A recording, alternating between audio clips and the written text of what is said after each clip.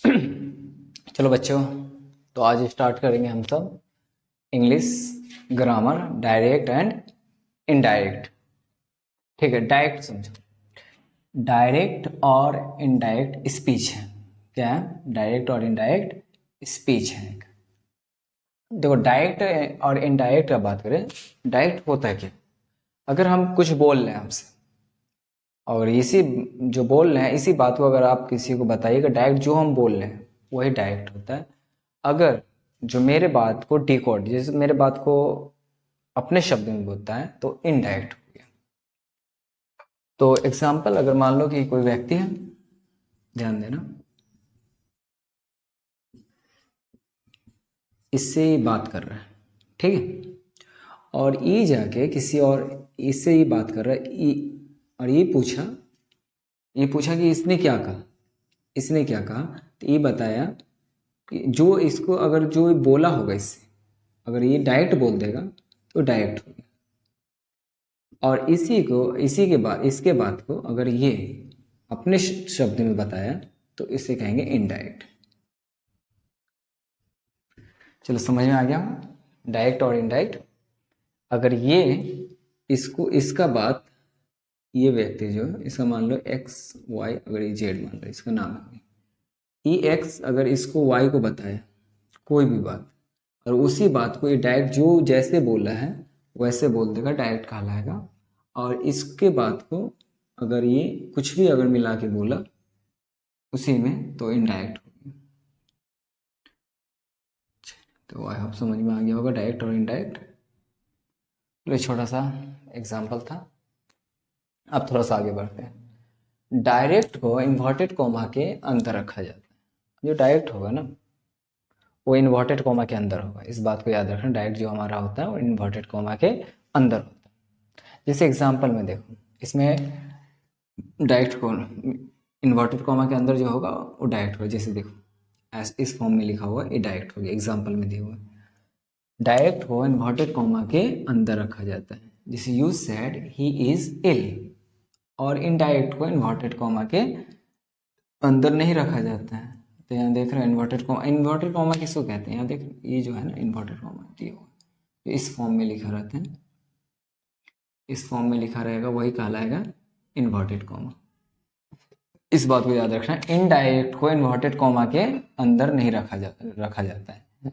देखो यहाँ पे कहीं पे देख रहे हो इन्वर्टेड कॉमा, तो ये हमारा कहलाएगा इनडायरेक्ट। अब यहाँ से ना एक छोटा सा एक कॉन्सेप्ट आता है। ये कॉन्सेप्ट क्या होता है कि रिपोर्टिंग वर्ब और रिपोर्टेड स्पीच। अगर कोई क्वेश्चन लिखा हुआ उसमें हम कैसे कहेंगे कि रिपोर्टिंग वर्ब है और रिपोर्टेड स्पीच। देखो, इन्वर्टेड कॉमा के जो भी बाहर होगा वो हमारा कहेगा रिपोर्टिंग वर्ब, और जो इन्वर्टेड कॉमा के अंदर होगा रिपोर्टिंग स्पीच कहलाएगा, रिपोर्टिंग स्पीच। रिपोर्टिंग वर्ब हमारा होगा, देखो अब यहाँ पे एग्जांपल में जैसे हम लिखे ही सैड आई एम बिजी, तो he sad, E inverted comma, देखो सैड जो हो गया रिपोर्टिंग वर्ब हो गया, और ये आई एम बिजी जो इन्वर्टेड कॉमा के रिपोर्टिंग स्पीच हो गया। यही हमारा रिपोर्टिंग वर्ब हुआ, रिपोर्टिंग स्पीच। आई होप आपको समझ में आएगा। फिर से देखो, यहाँ पे रिपोर्टिंग भाव का बात कर रहे हैं, रिपोर्टिंग भाव। तो रिपोर्टिंग भाव कौन सा होगा? जो देखो एग्जांपल में ही, जैसे मान लो एग्जांपल यहाँ पे ही सेड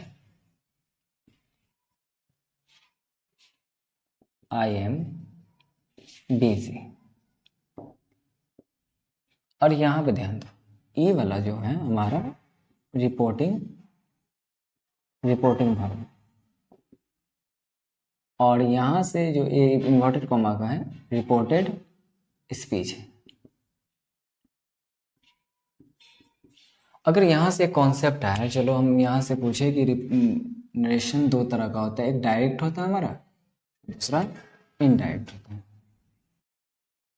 नरेशन हमारा कितना तरह का होता है? दो तरह का, एक होता है हमारा डायरेक्ट और दूसरा इनडायरेक्ट। डायरेक्ट को इन्वर्टेड कॉमा के अंदर रखा जाता है और इनडायरेक्ट को इन्वर्टेड कॉमा से बाहर रखा जाता है, इस बात को याद रखना।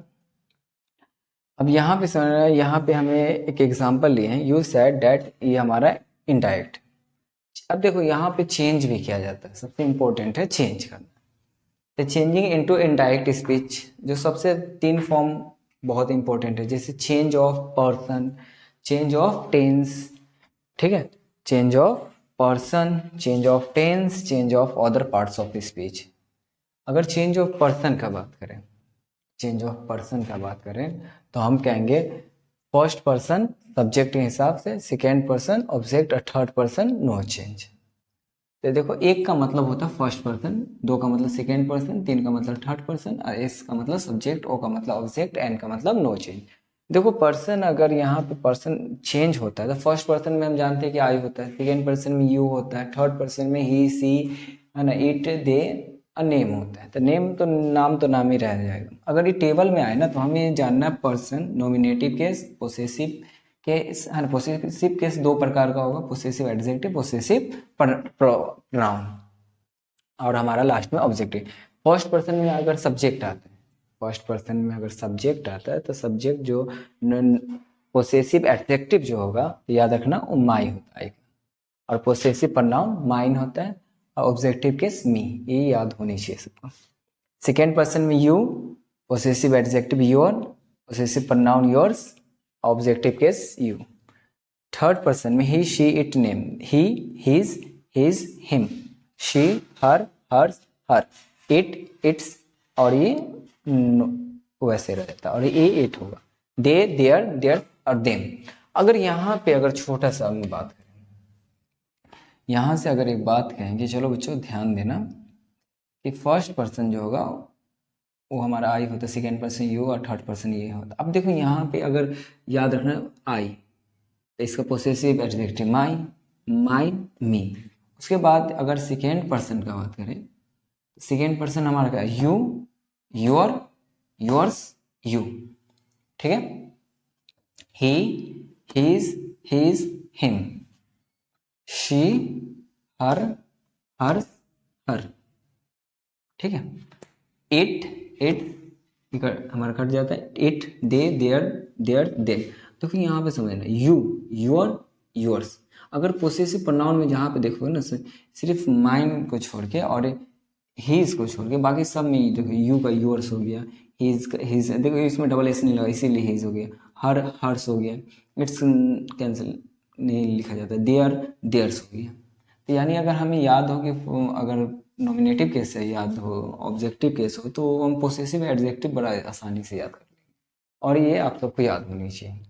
जब हम क्वेश्चन बनाएंगे तो उस टाइम ये आएगा, ठीक है बच्चों। तो फिर से समझो एक बार और, नरेशन दो प्रकार का होता है। पहला यहाँ पे चेंज ऑफ टेंस, तो change of simple present tense, simple past के हिसाब से चेंज होगा, ठीक है।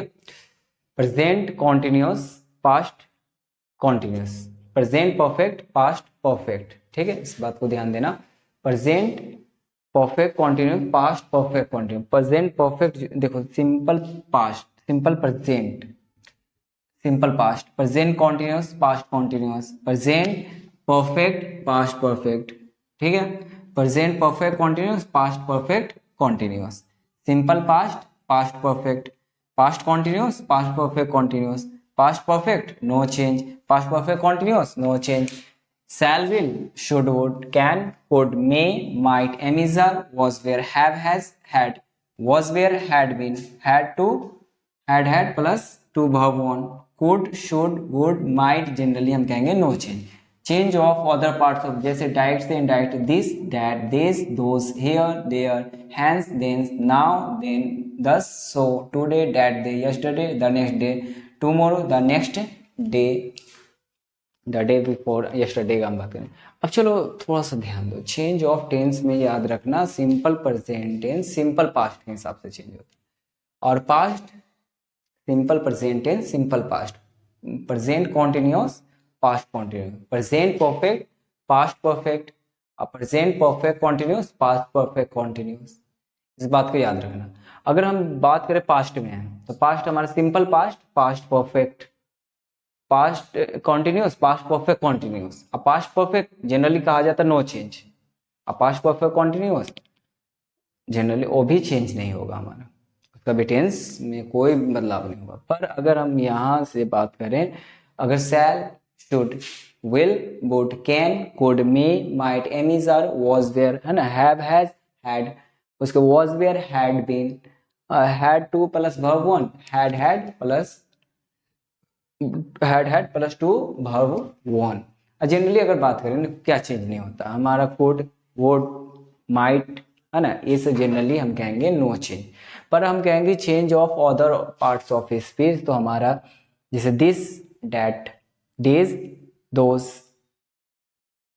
Here, there, hence, then, now, then, this, so, today, that day, yesterday, the day before, tomorrow, the next day, इस फॉर्म में change हो।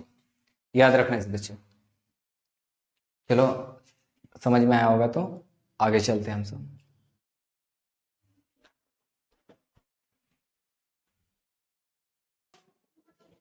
चलो अब स्पेशल रूल पढ़ेंगे बच्चों।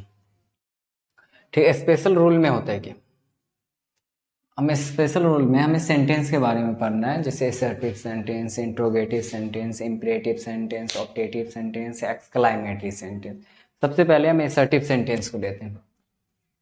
असर्टिव सेंटेंस का अगर बात करें ना, ध्यान देना, असर्टिव सेंटेंस में इन्वर्टेड कॉमा के बदले that,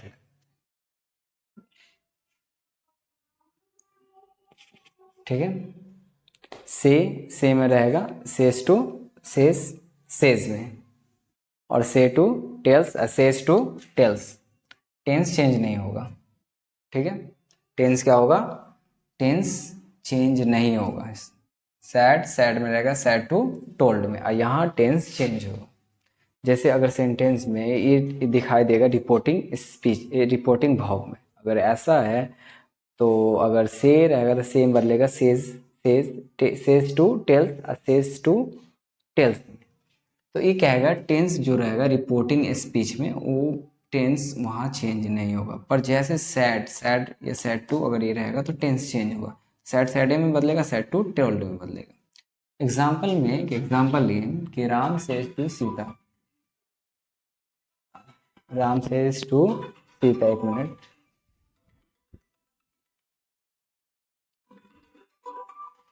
Ram says to Sita I am your friend, तो यहाँ होगा Ram tells Sita that he is her friend. एक मिनट बच्चों,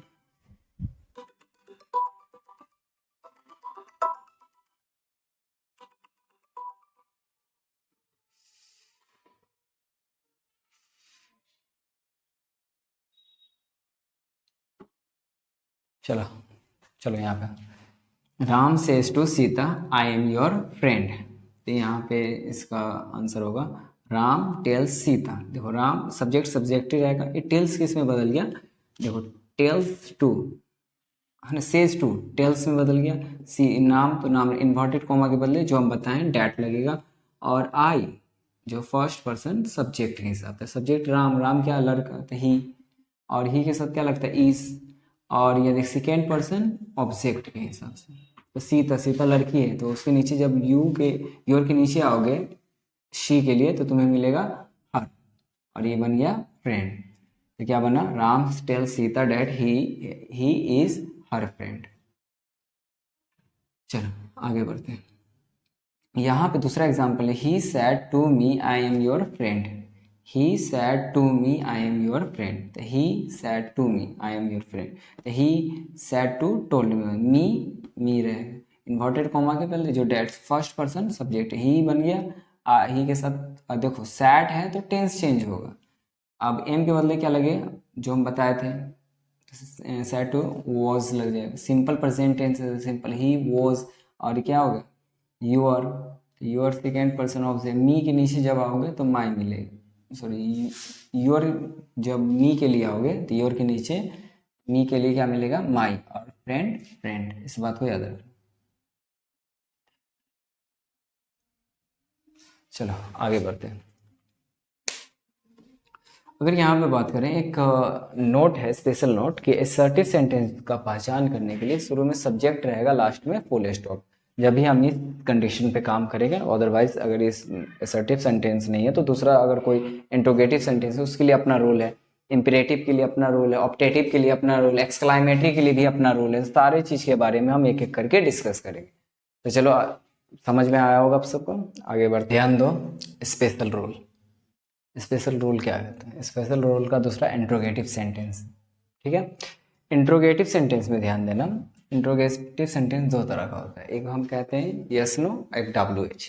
यस नो में जो आता है हमारा, जो is, am, are, was, were पहले जो आता है, ठीक है। अगर वर्ब के हिसाब से देखें तो वर्ब हमारा दो तरह का होता था जब हम वर्ड के हिसाब से पढ़ते थे। एक हमारा कहते थे एक्सिलरी वर्ब और एक लेक्सिकल वर्ब। तो लेक्सिकल वर्ब जो, एक्सिलरी वर्ब जो होता है वही हमारा कहलाता है यस नो। और WH जो कहलाता है वाई, हु, व्हाट, वेयर, ये सब हमारा WH कहलाता है। देखो याद रखना है, इंट्रोगेटिव सेंटेंस में, इंट्रोगेटिव सेंटेंस दो तरह का, यस नो और WH। यस नो में ध्यान देना, इन्वर्टेड कोमा के बदले इफ या वेदर लगाएंगे, पर WH में इन्वर्टेड कोमा के बदले WH जैसे का तैसे रह जाएगा। पर याद रखना जब सेंटेंस बनाओगे तो उस टाइम जो भी सेंटेंस होगा जो इंट्रोगेटिव में होगा वो लास्ट में इनडायरेक्ट उसका असर्टिव में चेंज हो जाएगा। इस बात को याद रखना, ठीक है बच्चों। आगे अगर हम बात करें इसमें, जैसे एक एग्जाम्पल इसका लिए हैं, इन्वर्टेड कॉमा के बदले हम इफ़ या वेदर लगाएंगे। तो एग्जाम्पल, ही से टू मी आर यू इल, तो he ask me, inverted comma के बदले क्या लगा दिए? आस्क, है ना, मी इफ आई एम इल, ठीक है। तो याद रखना है इसमें इन्वर्टेड कॉमा के बदले, एक नोट करके यहाँ पे कहीं पे लिख लेना, आस्क, यहाँ पे से अगर से रहेगा, से टू, तो आस्क में बदलेगा, और सेज टू रहेगा तो आस्क, और सैड टू रहेगा तो आस्क्ड में। इस बात को याद रखना, ठीक है बच्चों। ये हमारा तो वही सेज टू आस्क में बदल गया मी। अब बाकी जैसे हम ये इन्वर्टेड कॉमा के बदले क्या है कि जब भी यस नो रहेगा तो इन्वर्टेड कॉमा के बदले यस नो कैसे में आर पहले, इसीलिए इफ लगेगा आर। और ये आई, अब देखो असर्टिव सेंटेंस चेंज होगा, you first person subject, second person object है, तो आई के साथ क्या लगता है? M, L. चलो WH में है ना, तो he said to me where do you live. अब देखना इस एग्जांपल में, देखो वेयर आ गया तो इसीलिए इन्वर्टेड कॉमा अगले इफ या वेदर नहीं लगाएंगे। He said me where I am live, assertive sentence में चेंज हो गया। इंट्रोगेटिव असर्टिव सेंटेंस में बदल जाएगा। और इसका पहचान होता है कि इंट्रोगेटिव का लास्ट में क्वेश्चन मार्क रहेगा। इस बात को याद रखना बच्चों। इम्परेटिव सेंटेंस में अगर हम आए, इम्परेटिव सेंटेंस का नोट को याद रखें, इम्परेटिव सेंटेंस से ऑर्डर, कमांड या एडवाइस या रिक्वेस्ट का बोध होता है। इस बात को याद रखना। इन्वर्टेड कॉमा के बदले टू और नोट टू लगता है। रिपोर्टिंग वर्ब को अर्थ के अनुसार टेल्स, आस्क, ऑर्डर और कमांड, रिक्वेस्ट या सजेस्ट या एडवाइस में बदल दे। याद रखना कि सबसे इंपॉर्टेंट ये कि imperative sentence order, command, advice या रिक्वेस्ट का बोध होता है, कराता है, ठीक है। इन्वर्टेड कॉमा के बदले टू और नो टू। देखो नो टू कहाँ लगाएंगे? जहाँ निगेटिव वाला नहीं, जहाँ निगेटिव वाला होगा वहाँ पे हम नोट टू लगाएंगे। इस बात को ध्यान रखना। जब हम क्वेश्चन बनाएंगे तो उस चीज़ को तुम्हारे दिमाग में आनी चाहिए। रिपोर्टिंग वर्ब को अर्थ के अनुसार tell, ask, order, command, request या सजेस्ट या एडवाइस में बदलते हैं। अगर यहाँ पे हम बात करें, she said to me bring a glass of water, तो क्या होगा? She ordered me to bring a glass of water. She ordered me to, ठीक है। यहाँ पे सी ऑर्डर, देखो यहाँ ब्राइंग ए ग्लास, अगर किसी को पानी लाने के लिए कह रहा है तो अगर प्लीज, अब एक चीज़ और याद रखना, यहाँ पे एक प्लीज और काइंडली करके भी सेंटेंस में आता है, तो याद रखना प्लीज और काइंडली जब भी आए तो उसे हटा दिया जाता है सेंटेंस से, ठीक है। प्लीज काइंडली जब भी आए तो उसको सेंटेंस से हटा दिया जाता है। तो उसके बदले हम रिक्वेस्ट करके क्वेश्चन बनाएंगे, क्वेश्चन आएगा उस सारी चीज़ के बारे में हम सब बात करेंगे। जैसे she ordered me to bring a glass of water, इसका पहचान, अगर पहचान याद रखना तो इसके असर्टिव का पहचान याद रखना, सब्जेक्ट शुरू में नहीं होगा, इम्परेटिव का सॉरी, और लास्ट में क्या होगा? फुल स्टॉप रहेगा, तो हम समझ जाएंगे क्या होगा ये इम्परेटिव सेंटेंस, ठीक है बच्चों। तो चलो एक बार और आते हैं, देख लेते हैं इंट्रोगेटिव सेंटेंस। इंट्रोगेटिव सेंटेंस दो तरह का होता है। पहला हम कहते हैं यस नो, दूसरा WH, जो समझा दिए। यस नो वाले में इन्वर्टेड कॉमा के बदले हम इफ या वेदर लगा के बनाएंगे, और WH में WH है। अब दोनों सेंटेंस एसर्टिव जो इंट्रोगेटिव का होगा वो इंट्रोगेटिव एसर्टिव में चेंज होगा, इस बात को याद रखना। एसर्टिव की पहचान क्या है? क्वेश्चन मार्क है। इम्परेटिव पे आए तो इम्परेटिव का अगर पहचान का बात करें तो इम्परेटिव का पहचान क्या होगा? शुरू में सब्जेक्ट नहीं होगा, लास्ट में फुल स्टॉप। इसमें दो तरह का सेंटेंस बनता है। फर्स्ट सेंटेंस जिसमें निगेटिव, बगैर निगेटिव वाला, और निगेटिव वाले में इन्वर्टेड कोमा के बदले नोट टू लगाएंगे, बगैर जिसमें निगेटिव नहीं रहेगा उसमें हम टू करके बनाएंगे। और इन्वर्टेड अब उसके रिपोर्टिंग वर्ब के बदले हम डिपेंड करता है कि सेंटेंस में क्या बोल रहा है। जैसे ऑर्डर दे रहा है, सजेस्ट कर रहा है, एडवाइस दे रहा है, तो उसके हिसाब से हम उसको पुट करेंगे। ठीक है। और एक चीज़ और याद रखना कि अगर हम बात करते हैं यहाँ पे कि असर्टिव सेंटेंस की पहचान, या फिर देखो यहाँ पे जो भी है ना, जैसे यहाँ पे हम इन्वर्टेड कॉमा के बदले क्या नोट टू, और निगेटिव वाला ही सेंटेंस में नोट टू लगाएंगे, इस बात को याद रखना। ठीक है, तो आगे बढ़ते हैं, हम सब करते हैं आगे का। हम अपना दोनों स्पेशल रूल जो है ऑप्टेटिव सेंटेंस, तो ऑप्टेटिव सेंटेंस के बारे में बात करते हैं। ऑप्टेटिव सेंटेंस है क्या? तो याद रखना, ऑप्टेटिव सेंटेंस से अभिशाप, आशीर्वाद, प्रार्थना या इच्छा का बोध होता है। ठीक है, याद रखना, ऑप्टेटिव सेंटेंस से आशीर्वाद या अभिशाप, प्रार्थना या इच्छा का बोध होता है। सबसे इम्पोर्टेंट ये चीज़ है कि हमारा पहले हम बात करें कि ऑप्टेटिव सेंटेंस से क्या चीज़ का बोध होता है। तो याद रखना, ऑप्टेटिव सेंटेंस से अभिशाप, आशीर्वाद, प्रार्थना या इच्छा का बोध होता है। इन्वर्टेड कॉमा के बदले यहाँ डैट लगाया जाता है। इन्वर्टेड कॉमा के बदले डैट लगाया जाएगा। और ऑप्टेटिव सेंटेंस को ऐसा, जब हम इसका इनडायरेक्ट करेंगे तो ऑप्टेटिव सेंटेंस को असर्टिव सेंटेंस में बदल देंगे। रिपोर्टिंग भाव को वाक्य के अनुसार जैसे कुर्स, ब्लेस, प्रे, विश में बदल देते हैं। अब डिपेंड करता है, जैसे कि वो श्राप दे रहा है या फिर उसे ब्लेस कर रहा है या प्रे उसके लिए कर रहा है या विश कर रहा है। जैसे he said to me may you live long, तो यहाँ पे मे यू लिव लॉन्ग, तो यहाँ पे क्या कर रहा है? ब्लेस कर रहा है ना, आशीर्वाद दे रहा है। He bless me that I might live long. ठीक है, यहाँ पे एक नोट है जो इम्पोर्टेंट है, नोट को याद रखना। नोट क्या है? ऑप्टेटिव सेंटेंस के को पहचानने का जो रूल होता है, शुरू में मे रहेगा और अंत में एक्सक्लामेटरी चिन्ह रहता है। कभी कभी ऐसा होता है कि एक्सक्लामेटरी चिन्ह रहता भी नहीं है, तो उस कंडीशन में ऐसा नहीं समझना कि ऑप्टेटिव सेंटेंस नहीं है। तो डिपेंड करता है कि वो आशीर्वाद दे रहा है, ठीक है, उस पर डिपेंड करता है। अगर हम कहें एक्सक्लामेटरी सेंटेंस से जो जिस चीज बोध होता है उसे समझना। तो क्या चीज होता है? हर्ष, विषाद, क्रोध, घृणा, आश्चर्य या प्रशंसा का भाव व्यक्त होता है। याद रखना, सबसे इंपॉर्टेंट है कि एक्सक्लेमेटरी सेंटेंस, इसी से क्वेश्चन बनेगा। हम कहेंगे हर्ष, विषाद, क्रोध, घृणा, आश्चर्य या प्रशंसा का भाव व्यक्त होता है, किससे? Exclamatory sentence. इन्वर्टेड कॉमा के बदले डैट लगाएंगे। इन्वर्टेड कॉमा के बदले क्या लगाया जाएगा? डैट। ठीक है, इस बात को ध्यान रखना। इन्वर्टेड कॉमा के बदले क्या लगाएंगे? डैट लगाएंगे, इस बात को याद रखना। रिपोर्टिंग वर्ब को अर्थ अनुसार एक्सक्लाइम विद, है ना, एक्सक्लाइम विद, हर सेंटेंस में एक्सक्लाइम विद इस चीज को यूज करेंगे हम। जो भी क्वेश्चन आएगा उसमें एक्सक्लामेटरी सेंटेंस है, एक्सक्लाइम विद करके यूज।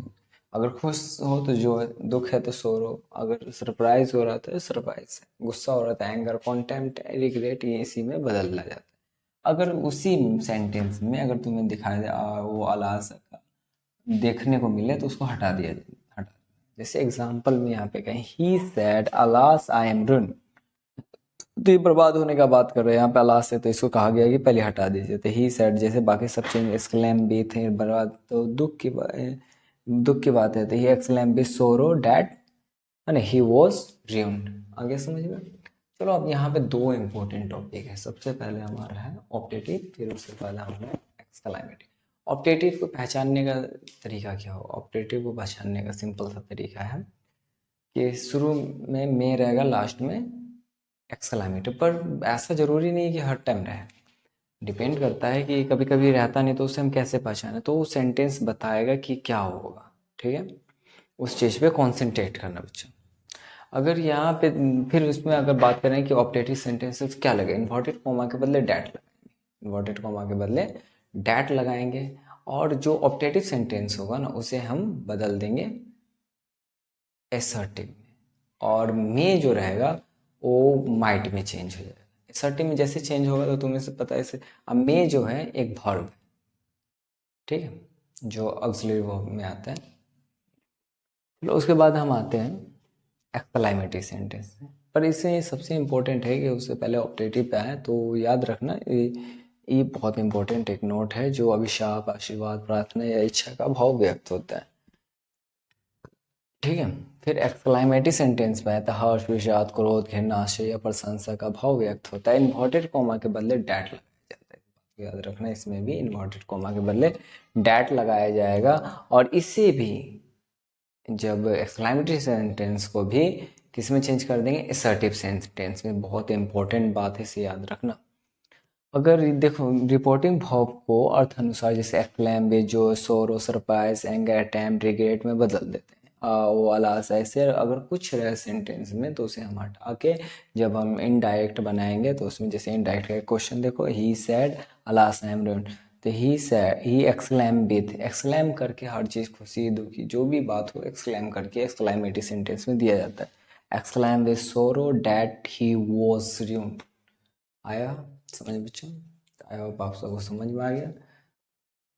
यही हमारा दो सेंटेंस है जो बहुत इंपॉर्टेंट है। उसके बाद हम सब कुछ क्वेश्चन पे आएंगे, उसके बाद क्वेश्चन बनाएंगे और ये इस चैप्टर समाप्त करेंगे, ठीक है? तो